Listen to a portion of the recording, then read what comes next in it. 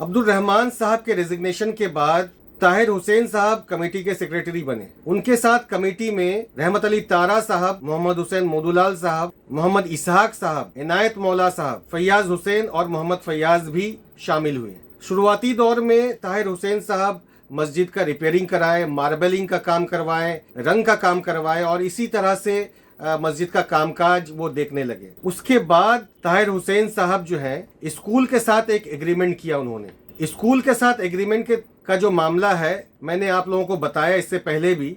Sir Syed group of school के साथ जुम्मा खां सरकार वक्फ एस्टेट ने एक एग्रीमेंट बनाया। उस एग्रीमेंट में ये कहा गया कि 25 साल तक स्कूल को लीज में दिया जा रहा है और वो 25 साल बाद स्कूल अपने पोर्शन को छोड़ देगी और वो जगह मस्जिद के अंडर में आ जाएगी। मगर वक्फ की आइन के ताल्लुक से मैं आपको बताता चलूं, वक्फ की आइन में किसी भी जमीन का आप लीज नहीं दे सकते हैं 1 साल से ज्यादा। वक्फ की आइन में इमूवेबल प्रॉपर्टी जो है आप 1 साल से ज्यादा लीज नहीं दे सकते हैं। अगर वो एग्रीकल्चरल लैंड हो तो वो 3 साल से ज्यादा आप नहीं दे सकते हैं। तो कैसे sir Syed group of school ने लीज एग्रीमेंट बनाया था मोहम्मद हुसैन साहब के साथ? क्या उनको स्पेशल प्रिविलेज दिया गया था या उनको स्पेशल कैटेगरी में उनको लीज एग्रीमेंट के लिए सैंक्शन दिया गया था? ये सवाल है। ताहिर हुसैन साहब सेक्रेटरी बनने के बाद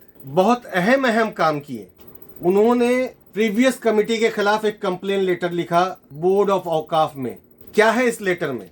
इस लेटर में सेक्रेटरी साहब ये बता रहे हैं कि प्रीवियस कमेटी ने 9 नंबर हुसैन शाह रोड का डिवाइड किया और डिवाइड करने के बाद इसको 4 हिस्सों में बांटा या 3 हिस्सों में बांटा। 7 number Hussain Shah road, 9A Hussain Shah road, 9B Hussain Shah road, 9C Hussain Shah road. तो इन्होंने प्रीवियस कमेटी के ऊपर इल्जाम लगाया कि प्रीवियस कमेटी ने 9 हुसैन शाह रोड का डिवीजन किया और वो मेंबर के पास से ऐलान करते हैं कि मेरा फर्स्ट एंड फॉरमोस्ट काम होगा कि मैं इन सारी डिवाइडेड प्रॉपर्टी को एमलगमेशन करूं, चारों प्रॉपर्टी को इकट्ठा मिला करके 9 नंबर हुसैन शाह रोड में तब्दील करें। मगर 2021 तक ये काम नहीं हो पाया उनसे। जो इल्जाम वो प्रीवियस कमेटी के ऊपर उन्होंने लगाया था कि इन्होंने नहीं किया, 11-12 साल तक इनसे भी नहीं हुआ वो काम। क्यों नहीं हुआ और क्यों वो इल्जाम लगाए? अगर इल्जाम लगाए तो खुद क्यों नहीं कर पाए? कितने सारे लीगल काउंसिल से उन्होंने सजेशन लिया या लीगल हेल्प लिया, उनको बताना पड़ेगा। और वो कितनी बार वक्फ बोर्ड में दौड़ भाग किए, कलकत्ता कॉरपोरेशन में दौड़ भाग किए, वो कितनी दफा वो लॉयर के साथ उन्होंने सिटिंग किया। तो क्यों कह रहे थे कि प्रीवियस कमेटी ने नहीं किया और मैं करूंगा, मेरी ये जिम्मेदारी होगी एमलगमेशन करना? मस्जिद के मेंबर के पास से उन्होंने ये सवाल उठाया था और ये वादा किया था। तो 11-12 साल तक उनसे नहीं हो पाया। क्यों? ये जरूर वो जवाब देंगे। एक आदमी को क्यों उन्होंने बदनाम किया कि उन्होंने डिवाइड किया? दोस्तों, मेरे पास ये एक मैप है जिसमें जो आप बड़ा पोर्शन देख रहे हैं, ये बड़ा portion 7 number Hussain Shah road का है। जुम्मा खां सरकार वक्फ एस्टेट के अंदर ये बड़ा सा पोर्शन जो है ये 7 नंबर हुसैन शाह रोड का है। तो 7 नंबर हुसैन शाह रोड का मैप ये एमलगमेशन प्लान था। ये 1970s का। इसको मैंने कलर फोटोकॉपी करवाया और ये आपके सामने मैं रखा हूँ। इसको मैंने कलम से और भी इसको गाढ़ा ताकि आप लोगों को समझ में आए। तो ये 70s का प्लान है। इसमें 9A, 9B और 9C का भी मैप किया हुआ है, यानी 70s में भी ये डिवाइडेड प्रॉपर्टी। तो क्यों जनाब ताहिर हुसैन साहब ने लेटर के जरिए से वक्फ बोर्ड को कंप्लेन किया कि प्रीवियस कमेटी ने इस एरिया को डिवाइड किया, इस जमीन का डिवीजन किया? ये लेटर है। ये कमेटी में आने के बाद ही इस तरह का काम करना शुरू कर दिए।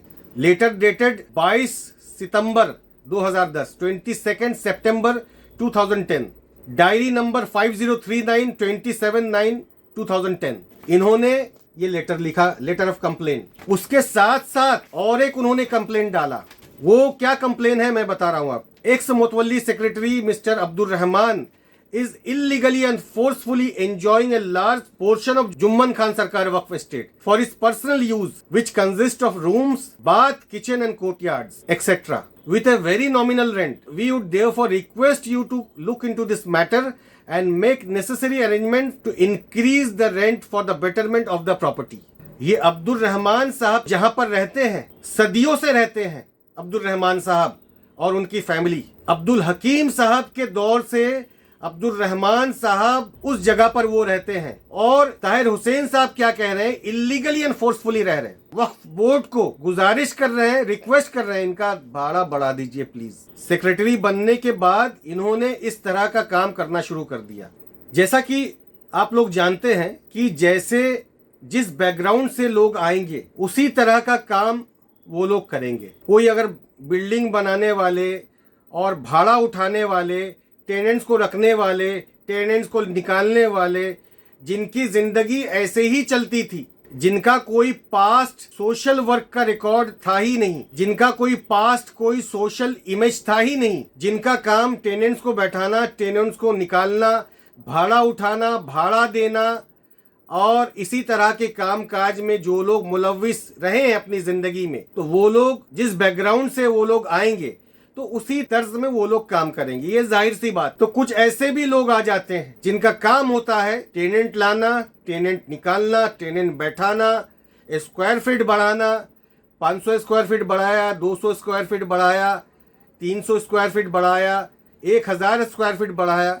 तो उनके लिए ये बहुत अहमियत का चीज है। वो यही काम करते हुए आ रहे हैं अपनी जिंदगी में, तो वो सोचते हैं हर जगह इसी तरह का काम होता है और इसी को करके मेरी वाहवाही होगी। तो वो लोग ऐसे ही जहनो दिमाग वाले लोग होते हैं। मोहल्ले के अंदर किसी भी सोशल काम में इन लोगों का पार्टिसिपेशन नहीं रहा। मैं खास एक शख्स के ताल्लुक से कह रहा हूँ। तो उनके लिए भाड़ा उठाना, भाड़ा देना, भाड़ा लेना, टेनेंट उठाना, टेनेंट बैठाना, जमीन खाली करना, रूम खाली करना, रूम भरना, स्क्वायर फीट बढ़ाना, आज 100 स्क्वायर फीट बढ़ा है, 500 स्क्वायर फीट बढ़ा है, यही इनकी जिंदगी का मकसद होता है।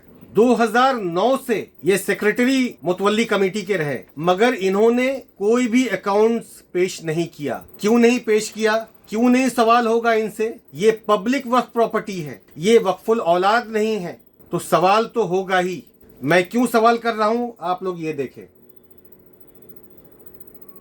27 अगस्त 2021 में इन्होंने अकाउंट पेश किया। सेक्रेटरी कब बने? 2009 में। अकाउंट्स पेश कब कर रहे हैं? 2021 में। कब का अकाउंट्स पेश कर रहे हैं? 2008-9, 2009-10, 2010-11, 12 साल बाद अकाउंट्स पेश कर रहे हैं। क्या ये सही है? चलिए जानते हैं वक्फ बोर्ड क्या कहती है। वक्फ बोर्ड के आइन के अंदर है कि before 1st day of May next, following the date on which the application referred to in section 36 has been made, and thereafter before 1st day of May in every year, every mutawalli of the waqf shall prepare and furnish to the board a full and true statements of accounts in such a form and containing such particulars as may be provided by regulation by the board. Board का एक format बना हुआ है, उस format के तहत आपको accounts पेश करना पड़ेगा। इस फॉर्मेट में क्या है? क्लास ऑफ वक्फ, नेम ऑफ द वक्फ estate, phone number, name of the मुतवल्ली, name, village, post office, police station, town, district. उसके बाद क्या है? Cash in hand, cash at bank. कोई भी बैंक अकाउंट क्यों नहीं किया गया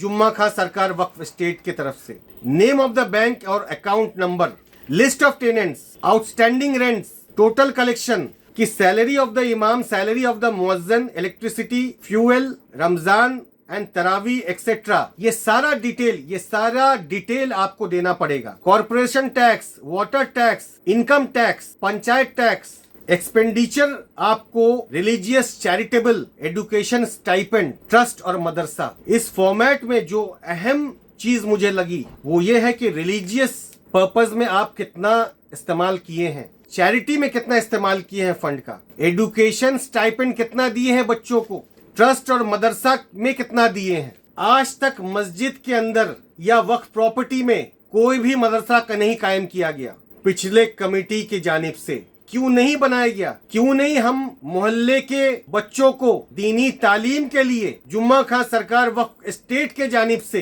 क्यों नहीं खर्च किया, जो कि इस फॉर्मेट के अंदर लिखा हुआ है कि आप मदरसे के लिए कितना दिए, स्टूडेंट्स के स्टाइपेंड में कितना खर्च किए, चैरिटी में कितना खर्च किए। सिर्फ बोर्ड में लिखा जाता है 10,000, 20,000, 50,000, 2 लाख, 4 लाख। जिन्होंने वक्फ किया वो उम्मते मुस्लिमा के लिए किया, मुसलमानों की तरक्की के लिए किया। बोर्ड में 20,000, 40,000 का रकम दिखाने के लिए नहीं किया।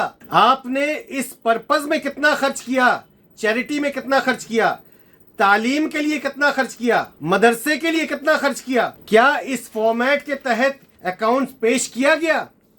और अगर पेश नहीं किया गया तो क्यों नहीं पेश किया गया? नहीं जानते थे, 13 साल तक बने रहे और नहीं जान रहे थे।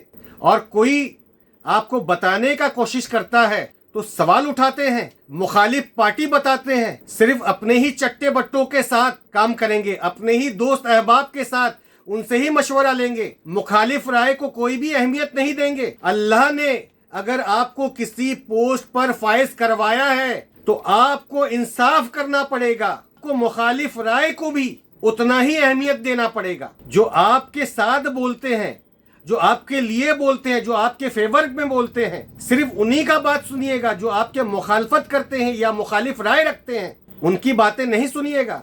और इसी तरह का तरीकाकार लेकर के आपने काम करना शुरू किया, तभी तो आपके साथ रहने वाले आपके मेंबर्स एक पर एक रेजिग्नेशन देना शुरू कर दिया। आपके कामकाज के तरीके से आपसे अलग हो गए। रहमत अली तारा साहब ने रेजिग्नेशन दे दिया, मोहम्मद हुसैन मोदूलाल साहब ने रेजिग्नेशन दिया। ये और बात है, उन्होंने क्या रीजन बताया लेटर ऑफ रेजिग्नेशन में, ये अलग बात है। इनायत मौला साहब इनएक्टिव हो गए, बाकी 2 लोग इनएक्टिव हो गए। ट्रेजरर मोहल्ले के बाहर रहते हैं, तो किनका सजेशन से आप इस कमेटी को रन कर रहे थे? आपको पहले बताना चाहिए था कि मेरे साथ कमेटी में लोग नहीं हैं। खुद मुख्तारी, डिक्टेटरशिप, हर डिक्टेटरशिप का खात्मा होता है। मेरे बहुत ही अजीज मेरे एक बड़े भाई मोहम्मद शमीम साहब, जिनको आप लोग डिंगा भाई के नाम से जानते हैं, उन्होंने एक ऑफर किया था कि ये मस्जिद का जो अनडेवलप्ड पोर्शन है वो अपने खर्च से बुनियाद से लेकर के एक ढलाई तक ये कर देना चाहते हैं। इन्होंने कई बार ताहिर हुसैन साहब को ऑफर दिया, मगर इनका ऑफर को ठुकरा दिया गया, इनके ऑफर को अहमियत नहीं दिया गया। आखिर क्यों ऐसा किया गया? ये कहते थे फलाह साहब जो है 10 लाख लेकर बैठे हुए हैं, तो क्यों नहीं लिया गया उनसे 10 लाख रुपए? ये जवाब देना पड़ेगा। मुखालिफ राय लोग होंगे, आपके जाती और आपके पोस्ट, आपके तरीकाकार से मुखालफत, ये 2 अलग चीज है। आपको समझना पड़ेगा। आपके तरीकाकार से मुखालफत हो ही सकता है। साहबा इकराम अलग अलग राय रखते थे और सबों की राय को तरजीह दी जाती थी। शुराइयत आपने कायम नहीं किया। आपने मशवरा उन्हीं लोगों से लिया जो आपके करीबी लोग हैं, आपके दोस्त अहबाब हैं, तो वो तो वही बात कहेंगे जो आपके फेवर वाली बात होगी। बहुत अफसोस की बात, मोहल्ले वाले ये सब बातें नहीं जानते हैं, हमारे नौजवान ये सब बातें नहीं जानते हैं। एक तरफा किसी का सपोर्ट करना नहीं चाहिए। मेरे वालिद भी गलत हो सकते हैं, किसी को हम चाहते हैं तो उन्हीं का ही फेवर करेंगे। पब्लिक वक्फ प्रॉपर्टी है, किसी की जाती प्रॉपर्टी नहीं है। बार बार मैं कह रहा हूँ, आपको सभी का राय को तरजीह देना पड़ेगा, भले ही आपके फेवर वाले लोग नहीं हैं, तो इसमें क्या गलत है?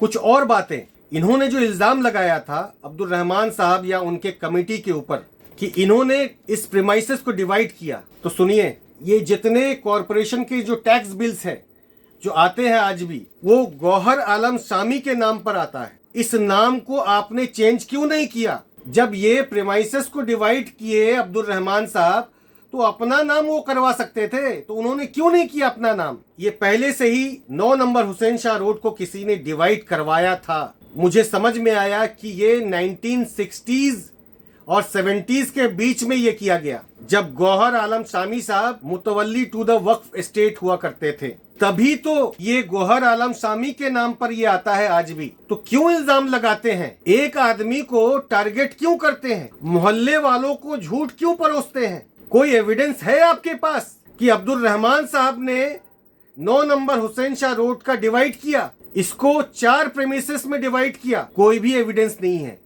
बिना सबूत के, बिना एविडेंस के किसी पर इल्जाम लगा रहे हैं, आप किसी पर बहतान लगा रहे हैं और लोगों के सामने उनका मानहानि कर रहे हैं। क्या ये अच्छी चीज है? मैं मोहल्ले वालों को ये सवाल कर रहा हूँ कि आप लोग बिना सोचे समझे लोगों के झूठ के चुंगल में आ जाते हैं। आपने कभी भी एविडेंस देखने का कोशिश नहीं किया। दोस्तों, ये 1985 के जो लिस्ट ऑफ टेनेंट्स है जुम्मा खान सरकार वक्फ एस्टेट के, मोहम्मद हुसैन साहब के वक्त में ये टेनेंसी लिस्ट है। सबसे पहला नाम जनाब अब्दुल रहमान का है। दोस्तों, ये 55 रुपीज काफी कम है 1985 में, है ना दोस्तों? तो फिर sir Syed group of school का 50 रुपए क्यों है? 1985 में sir Syed group of school का, जो कि 3 प्लॉट यूज कर रहे थे, एक बाहर में ऑफिस का रूम और 2 मस्जिद के अहाते के अंदर 2 प्लॉट्स यूज कर रहे थे, वो तीनों प्लॉट्स मिला करके ये लोग 50 रुपए रेंट दिया करते थे। तो है ना बहुत कम? तो कम होने से तो सबों का कम होगा, ज्यादा होने से सबों का होना चाहिए। तो सिर्फ एक ही शख्स का नाम लिया जाता है, क्यों? ये है अब्दुल रहमान साहब, इनका आधार नंबर और इनका वोटर आई कार्ड। इनके वालिद का नाम अब्दुल हकीम साहब लिखा हुआ है। वही अब्दुल हकीम साहब जो 1936 में इमाम भी थे और मुतवल्ली बने रहे 1951 तक। वो अब्दुल रहमान साहब की पैदाइश उसी मकान में हुआ दोस्तों, और उनके साथ उनके और भाइयों का भी उसी मकान में पैदाइश हुई। अब्दुल रहमान साहब के ऊपर सवाल उठाते हैं, उनके मुतवल्लीशिप पर सवाल उठाते हैं, उनका रेंट कम है उसको बोल करके लोगों को वर्गलाते हैं। तो एक आदमी को टारगेट करके रखे हैं आप लोग, ठीक है? तो हम लोगों ने भी तय किया ये बात, चलिए कोर्ट में तय करते हैं, वेदर अब्दुल रहमान साहब is illegally residing in that premises और legally residing in that premises. चलिए कोर्ट को डिसाइड करने का मौका देते हैं। मोहल्ले के अंदर क्या डिसाइड करेंगे? क्योंकि बहुत सारे लोग तो ये सारी बातें नहीं जानते हैं। नए नए नस्ल आएंगे, उनको वर्गलाते हैं, उनको गुस्सा दिलवाते हैं, उनको झूठ परोसते हैं और आप वाहवाही लेते हैं। चलिए कोर्ट के ऊपर ये मामला डाल देते हैं और वक्फ बोर्ड को भी पार्टी बना लेते हैं।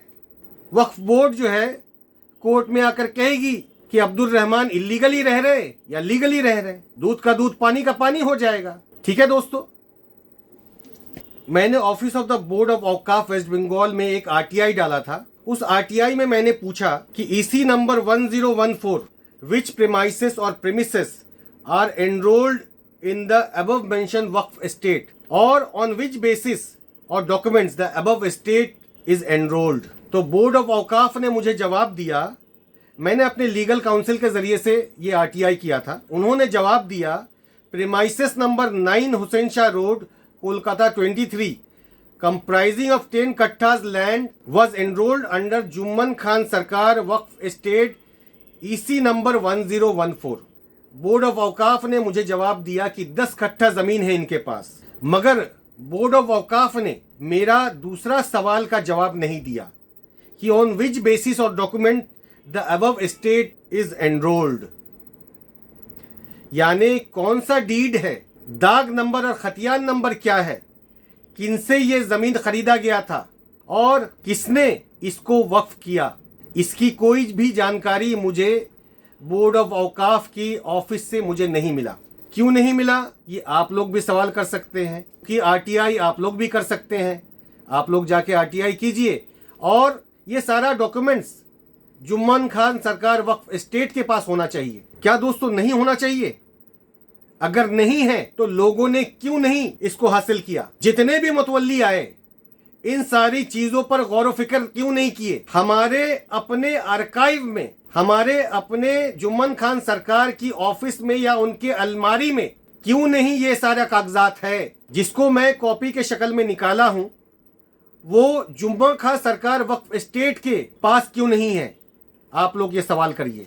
एक बहुत ही अहम बात जो काफी सीरियस बात है, बोर्ड ऑफ औकाफ की जो वेबसाइट है उस वेबसाइट में मुझे ईसी नंबर 1014 का जुम्मा खान सरकार वक्फ एस्टेट का जो एड्रेस मिला वो एड्रेस काफी चौंका देने वाली है। वो 27 नंबर हुसैन शाह रोड का एड्रेस मिला मुझे। अगर ये गलत लिखाया गया है तो किसने इसको लिखाया और ये गलत इसको वेबसाइट में चढ़ाया गया है। तो क्यों डाला गया है, इसका रेक्टिफिकेशन के लिए पिछले जितने मुतवल्ली आए उन्होंने क्या काम किया और उन्होंने क्यों नहीं जाना, वक्फ की जो रजिस्टर है उस रजिस्टर को उन्होंने क्यों नहीं खंगाला। वक्फ की जो रजिस्टर है उसमें 6/7/1960 में इसको चढ़ाया गया, जुम्मा खां सरकार वक्फ स्टेट का नाम को चढ़ाया गया या दर्ज किया गया। उसमें जुम्मा खां सरकार वक्फ स्टेट लिखा हुआ है और 27 नंबर हुसैन शाह रोड लिखा हुआ है, जिसके तहत वेबसाइट में भी वही एड्रेस लिखा हुआ है। तो ये काम कौन करेगा, इतना सीरियस मैटर है। अगर कल कोई 7 नंबर हुसैन शाह रोड को क्लेम करता है, this is not a Waqf land, this is own land, तो जब जुम्मा खां सरकार वक्फ स्टेट वाले क्या करेंगे, कमेटी वाले क्या जवाब देंगे कोर्ट में। आपको ये भी बात बताता चलूं, मैं कैलकाटा कॉरपोरेशन में गया था इस जमीन का असली मालिक कौन है उसकी जानकारी हासिल करने के लिए, और मैंने ये बताया कि ये जमीन का टैक्स 4 हिस्सों में दिया जाता है। तो 4 हिस्सों का मालिक कौन है या टोटल जमीन का मालिक कौन है, तो उन्होंने बताया हम लोगों के पास कोई भी पैसा लेकर के आएगा और टैक्स जमा देगा तो हम लोग ले लेंगे। क्यों ले लेंगे, आप लोग हावड़ा ब्रिज यूज करते हैं, आप लोग कलकत्ता कॉरपोरेशन के जानिब से जो पानी दिया जाता है उसको यूज करते हैं, आप लोग रास्ता यूज करते हैं, आप लोग फुटपाथ यूज करते हैं, और इसी तरह की जो कलकत्ता कॉरपोरेशन के जानिब से जो भी फैसिलिटीज है वो आप लोग यूज करते हैं। इसीलिए हमारे पास कोई भी आएंगे वो हम लोग पैसा लेकर के उसका रिसीप्ट दे देंगे। उन्होंने बताया कि ये कोर्ट का काम है कि जमीन का मालिक कौन है और कौन नहीं है। तो ये काफी सीरियस बात है। जो भी मेरी बात को सुन रहे हैं और जो जरा सी भी इस जुम्मा खां सरकार वक्फ स्टेट से मोहब्बत रखता है वो मेरी बातों पर गौर करेंगे और इस चीज के बारे में सीरियसली सोचेंगे। मैंने बहुत सारी बातें, मैंने बहुत सारी एविडेंसेस, बहुत सारे इंफॉर्मेशन आपके साथ शेयर किया। मेरा मकसद सिर्फ यही है कि ये प्रॉपर्टी जो 150 साल से कायम है उसके लिए जानकारी हासिल करूं, क्योंकि मैं इसी प्रॉपर्टी के अंदर पैदा हुआ हूं और इसी प्रॉपर्टी के अंदर खेल कूद करके इसी सहन के अंदर मैं बड़ा हुआ हूं। 35 साल तक मैं अपनी जिंदगी के सुनहरे पल वहां गुजारा है और वहां आज मैं रहता नहीं हूं मगर जाता जरूर हूं। उसी मस्जिद में नमाज पढ़ता हूं और उस जमीन से एक फितरी मोहब्बत है दोस्तों। जहां पर आप पैदा होते हैं उस जमीन से आपका फितरतन एक लगाव और एक खिंचाव होता है, जो कि मेरे साथ भी वो चीज है। तो कोई भी शख्स जिस जमीन में, जिस जगह पर उसकी पैदाइश होती है, वालिद की पैदाइश होती है, जहां पर उनका दादा अपना वक्त सर्व किया, तो ये फितरी बात है। जी हाँ, मेरा इमोशंस भी जुड़ा हुआ है। मैं उसी मस्जिद में नमाज पढ़ना ज्यादा मुझे अच्छा लगता है जहां पर मेरे 2 दादा इमामत किए, 45-50 साल इमामत किए। मेरे वालिद साहब 17 साल तक मुतवल्ली रहे जुम्मा खां सरकार वक्फ स्टेट का। जी हाँ, इसी वजह से लगाव है। और मेरे दोस्त अहबाब, उसी मोहल्ले के अंदर मैंने अपने वक्त गुजारा, मैं जवान हुआ उसी मोहल्ले के अंदर। आज मेरे ऊपर सवाल उठाए जाते हैं, मुझे ब्लॉक किया जाता है, कमेटी में ना आने देने के लिए सारे हथकंडे इस्तेमाल किए जाते हैं, झूठ परोसा जाता है, वक्फ की आईन सुना करके लोगों को बताया जाता है कि जो लोग प्रीमाइसेस में रहते हैं वो लोग कमेटी में नहीं आ सकते, वो लोग कमेटी का मेंबर नहीं बन सकते हैं। ये सरासर झूठ बात है। मुझे वक्फ की आईन के अंदर, किताब के अंदर कोई भी ऐसा पॉइंट नहीं मिला, यानी सरासर झूठ। और कौन बोल रहे हैं झूठ? दाढ़ी वाले, टोपी वाले, दीनी लिबादा ओढ़ करके अपने आप को दीनदार बताने वाले, वो लोग बताते हैं इस तरह की बातें, झूठ परोसते हैं। मैं चैलेंज करता हूं उनको, अगर उनके पास कोई इस तरह की सबूत है वक्फ बोर्ड की, वो दिखाएं। झूठ और मक्कारी करते हो, नए नए नौजवानों को वर्गलाते हो, झूठे और मक्कार, अमानत का खयानत करने वाले, दूसरे के माल को गबन करने वाले, आज दीनदार बने बैठे हो। शर्म आती है तुम्हारे चेहरों को। मैं जब देखता हूं मुझे याद आ जाता है कि ये अमानत का खयानत करने वाला शख्स है। जब डिजास्टर मैनेजमेंट एक्ट लगा हुआ होता है मुल्क के अंदर, चढ़े हुए दामों में लाइफ सेविंग ड्रग्स बेचते हो, 4,000 का इंजेक्शन को 12-12, 20-20 हजार में बेचते हो, मुल्क के आइन के खिलाफ जाते हो, होर्डिंग करते हो, काला बाजारी करते हो, जमाखोरी करते हो, 4,000 का दवा को 12,000 में बेचते हो। नहीं बोलूं काला बाजारी करने वाले बड़े दीनदार बने फिरते हो, हाजी साहब दीनदारी दिखाते हो।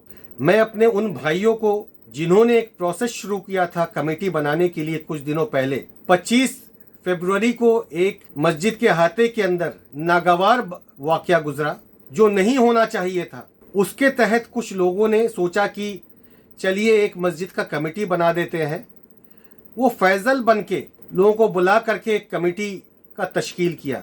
वो इन बारीकियों को नहीं जानते हैं और मस्जिदों के पास अपने लोगों को भेजते हैं और बोलते हैं चलिए चचा ज़रा वोट दे दीजिए, आइए ना चचा वोट दे दीजिए, आइए ना भैया वोट दे दीजिए। तो मस्जिद के मुसल्ली जुम्मा खां सरकार वक्फ एस्टेट के ताल्लुक से क्या जानेंगे, कितना जानेंगे। यहाँ तक कि मेरे वालिद साहब को भी बहुत सारी चीज़ें नहीं पता था। तो मेरे वालिद साहब भी तो 80 के करीब करीब होने वाले हैं। कोई ज़रूरी नहीं है कि आपका उम्र ज़्यादा है, आप बुजुर्ग हैं तो सारी चीज़ें जानेंगे, कोई ज़रूरी नहीं है मेरे भाइयों। राजा बाजार के आदमी जो है वो क्या जानेंगे जुम्मा खां सरकार वक्फ एस्टेट के ताल्लुक से।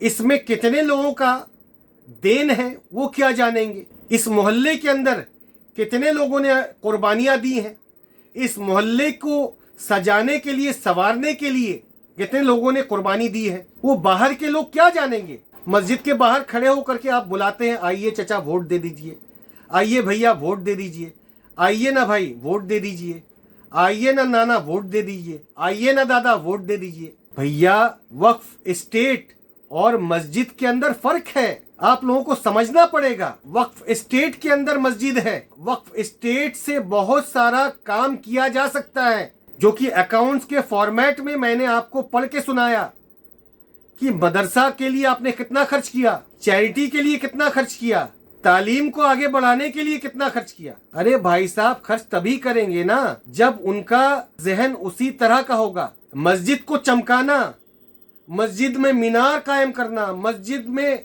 को आलीशान बनाना, मस्जिद को पेंट करवाना, मस्जिद के अंदर नक्काशी करना, एसी लगवाना, 10 पंखा, 20 पंखा, 100 पंखे लगवाना और इमारतों को आलीशान बनाना और तरह तरह की फैसिलिटीज मस्जिदों के मुख्तदियों के लिए बनाना। क्या सिर्फ यही इस्लाम है? आने वाले नस्ल के लिए, उनके मुस्तकबिल के लिए आप लोगों के पास क्या प्लान है? नए नौजवानों के लिए जो कोर्सेस कर रहे हैं, वोकेशनल ट्रेनिंग ले रहे हैं, कॉम्पिटिटिव एग्जाम में जो लोग बैठना चाह रहे हैं, उनके लिए क्या प्लानिंग है? जुम्मा खां सरकार वक्फ एस्टेट के अंदर जो बोर्ड है उस पर आप अगर 10,000, 20,000, 50,000, 10 लाख, 20 लाख का आंकड़ा दिखा दे तो उसके लिए, आने वाले नस्ल के लिए आपने क्या प्लान किया उन पैसों से? आपके पास कोई भी प्लान मौजूद नहीं है। सिर्फ मस्जिद को चमकाना और मस्जिद के अंदर फैसिलिटीज को बढ़ाना, क्या यही काम रह गया है? आपके पास कोई भी खाका नहीं है। तारीख गवाह है 800,000 साल तक मुसलमानों ने इस जमीन में राज किया। भारत के अंदर इमारतें रह गई, आलीशान बिल्डिंगें रह गई, खानका और मकबरे और महल और दिगर चीजें मुसलमानों की रह गई। आज मुसलमानों का क्या हो रहा है? इकोनॉमिकली वो वीकेस्ट ऑफ द वीकेस्ट है। जो लोग प्रॉपर्टी को वक्फ करके जाते हैं वो मुसलमानों की ऑल आउट डेवलपमेंट के लिए इस्तेमाल किया जाए, ना कि सिर्फ मस्जिद को चमकाने के लिए, इमारतें बनाने के लिए, ऊंची ऊंची बिल्डिंगें बनाने के लिए। इसको क्या जानेंगे? इसके लिए बहुत जानकारी करने की जरूरत है। ये महदूद जहन वाले नहीं जानेंगे। भाड़ा उठाओ, टेनेंट बैठाओ, टेनेंट निकालो, इन्हीं लोगों को चुनाना आप लोगों ने। ठीक है, नए नस्ल के लिए कोई भी खाका नहीं चाहिए, कोई भी प्लान नहीं चाहिए, उनको ट्रेनिंग के लिए, उनको उनकी तालीम के लिए, ठीक है, नहीं चाहिए। बैठाइए, पिट तो रहे हैं, आगे भी पिटेंगे और सिर्फ आंकड़ा दिखाते रहिए बोर्ड के अंदर हजारों लाखों रुपए की।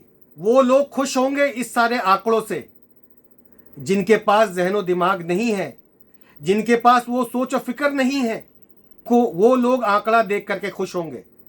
खुश होते रहिए, मुतमईन हो जाइए, सो जाइए अपने घरों के अंदर और लोगों को बदनाम होते हुए देखिए। अल्लाह के बारगाह में जाकर के जवाब दीजिएगा। मुझे रोका जाता है, मुझे बताया जाता है कि इनके ऊपर केसेस है, तो मैं ये भी बात बताता चलूँ आप लोगों को कि भारत के किसी भी कोर्ट ने मुझे कन्विक्ट नहीं किया है। और आप लोगों को ये भी पता होना चाहिए, पूरे भारत के अंदर गुज़िश्ता कई सालों से मुस्लिम नौजवानों को टारगेट किया जा रहा है। वो दूसरे धर्म के लोगों के साथ compete नहीं कर सके, कॉम्पिटिटिव एग्जाम में नहीं जा सके, हायर स्टडीज नहीं कर सके, अच्छे अच्छे ब्राइट स्टूडेंट्स को फंसा करके उनको जेल में ठूसने का ये ट्रेंड चला हुआ भारत के अंदर। मुझे बताया जाता है केसेस के लिए, अगर अल्लाह के दीन के गलबे के लिए, अगर अल्लाह के दीन के तबलीग व इशाअत के लिए अगर मेरे ऊपर केस लगते हैं तो ऐसे हजारों केस लगवाने के लिए मैं तैयार हूं। मैं घर के अंदर बैठने वाला शख्स नहीं हूं। मैं अपनी जुबान से, अपनी कलम से, अपनी जहनो दिमाग से इनका मुकाबला करूंगा और इन सारे जहनों का मुकाबला भी करूंगा और बातिल कुव्वत का भी मुकाबला करूंगा। मुझे कोई भी रोकेगा तो मैं अल्लाह के यहां उनका शिकायत करूंगा। और जब कोई शख्स ये ठान लेता है मेरा मामलात अल्लाह के यहां मैं रखूंगा तो वो मामलात काफी सख्त होता है। ये आप लोग सुन लीजिए। और जो लोग माहिरीन हैं इस्लाम के और कुरान के जानने वाले, उनसे आप पूछ लीजिए। मैं अल्लाह के पास अपने केस को रख रहा हूं और मुझे ये बोल करके रोका जाता है, मुझे बदनाम किया जाता है, झूठ फैलाई जाती है मेरे ताल्लुक से। फैलाते रहिए, मुझे कुछ नहीं होने वाला है, ये चलता रहेगा और हक बात मैं कहता रहूंगा और उन लोगों का पर्दाफाश करता रहूंगा जो लोग दीन का लिबादा ओढ़ करके इस तरह की जो वक्फ स्टेट के अंदर दीमक की तरह बैठे हुए रहेंगे, उनका मैं एक्सपोज करूंगा। इस तरह की कामों में आप लोग हिस्सा लेना चाहते हैं मेरे दोस्तों, मेरा साथ दीजिए। मुझे वक्फ प्रॉपर्टी से कोई भी मतलब नहीं है। दोस्तों, मेरी बातें अगर कड़वी लगी होगी तो मुझे माफ कर दें और मेरी बातें अगर सही है तो आप लोग भी सवाल उठाएं। मैंने जो ये सारे कागजात बोर्ड ऑफ औकाफ के दफ्तर से निकाला है, अगर कोई शख्स ये देखना चाहेगा मुझसे राब्ता करे, मैं ये दिखाने के लिए तैयार हूँ। मेरे बुजुर्गों और अजीज साथियों, मैंने शुरू में अपना नाम बताया था अजहर सलीम बिन अब्दुर्रहमान बिन अब्दुल हकीम। तो आप लोगों को समझ में आ गया होगा कि अब्दुर्रहमान और अब्दुल हकीम साहब कौन है। जी हाँ, ये वही अब्दुल हकीम साहब है, मौलवी अब्दुल हकीम साहब, जो 1936 से 1951 तक जुमा खां सरकार वक्फ स्टेट के मुतवल्ली रहे और इमाम भी रहे बूढ़ी मस्जिद के। उनके बाद मौलवी मोहम्मद सलीम साहब इमाम रहे 1951 से लेकर 1980 तक, लगभग 50 साल तक इमामत की है बूढ़ी मस्जिद में। और मेरे वालिद मोहतरम 17 साल तक मुतवल्ली होने का जिम्मेदारी निभाए। और दोस्तों, और एक बात बताता चलूं, मैं किस तरह जुड़ा हुआ हूँ जुमा खां सरकार वक्फ स्टेट। आप लोगों को पता है कि बूढ़ी मस्जिद का नाम बदल के मस्जिद इब्राहिम रखा गया, जो कि बहुत ही तारीखी मामला है। तो बूढ़ी मस्जिद से मस्जिद इब्राहिम तक का सफर, इसमें मैं कैसे इन्वॉल्व हूँ तो आपको बताता चलूं, लोगों ने अलग अलग पर्चा दिया था अलग अलग नामों के साथ। इत्तेफाक से जो नाम चुना गया वो पर्चा मेरा ही लिखा हुआ, मस्जिद इब्राहिम। अगर 90 साल की रिकॉर्डेड हिस्ट्री है जुमा खां सरकार वक्फ स्टेट की, तो उसमें लगभग 70 साल हमारी फैमिली की खदमात है। तो उन लोगों से मेरा पैगाम है, किन किन पन्नों से निकालोगे, कैसे निकालोगे, समय को कैसे पीछे ले जाओगे, वो तो तारीख के पन्नों में दर्ज हो चुका है। लाख कोशिश कर लो, लाख हथकंडे अपना लो, हमारा वजूद मिटा नहीं सकोगे। तारीख के पन्नों पर वो दर्ज हो चुका है। तुम क्या, तुम्हारे आने वाले नस्लें नहीं मिटा पाएंगे हमारी तारीख। तुम तो अभी कुछ नहीं हो। चाहे लाख गोलाई या चौड़ाई को बड़ा कर लो मस्जिदों के अंदर, और बाहर में कितने भी लुच्चे टुच्चे खड़ा कर लो, हमारा वजूद मिटा नहीं पाओगे।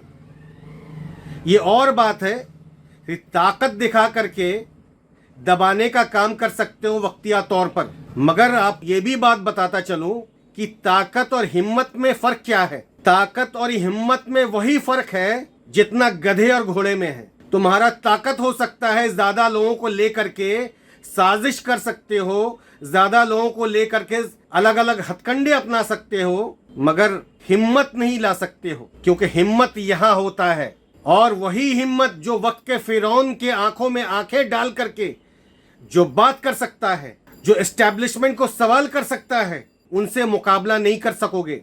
भीड़ जुटाते हो, कब्जा करते हो, ये कब्जा ज्यादा दिन तक चलेगा नहीं तुम्हारा, क्योंकि अल्लाह के यहाँ भीड़ और तादाद के कोई मायने नहीं रहता है। अल्लाह के यहाँ नंबर ऑफ वोटिंग्स कोई मायने नहीं रखता है। अल्लाह के यहाँ ज्यादा वोट मिलने पर दुनिया में कमेटी बनाने वालों का कोई वजूद नहीं रहेगा। उनके मिजान में सिर्फ और सिर्फ कुरान और सुन्नत और हक परस्तों का ही बोलबाला होगा। वोटिंग से जीत सकोगे दुनिया के अंदर, मगर उस मिजान में कैसे जीत पाओगे तुम लोग, जहां पर मियार होगा हक और बातिल का, जहां पर मियार होगा कुरान और सुन्नत का। कर लो दुनिया में जो करना है कर लो। और उन भाइयों से भी मेरी गुजारिश है, वोटिंग करवा करके कमेटी आपने बनाया, ठीक है, किस मियार के बुनियाद पर आपने कमेटी बनाया?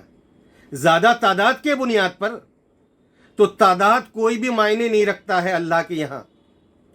अल्लाह के यहां सच मायने रखता है, अल्लाह के यहां हक मायने रखता है।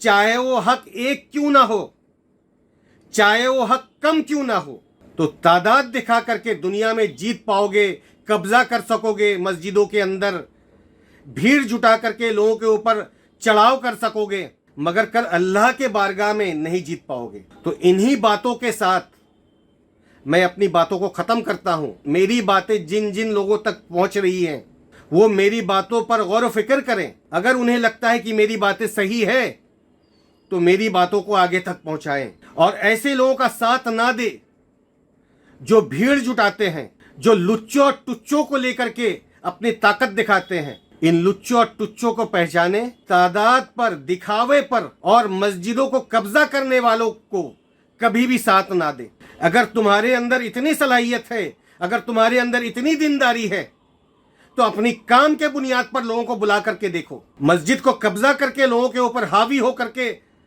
अपनी ताकत दिखाते हो, दुनिया में ही कर पाओगे। कर लो जो करना है, हमारा वजूद मिटा नहीं पाओगे, ना कि घड़ी की सुई को घुमा पाओगे। अस्सलामु अलैकुम वरहमतुल्लाहि वबरकात।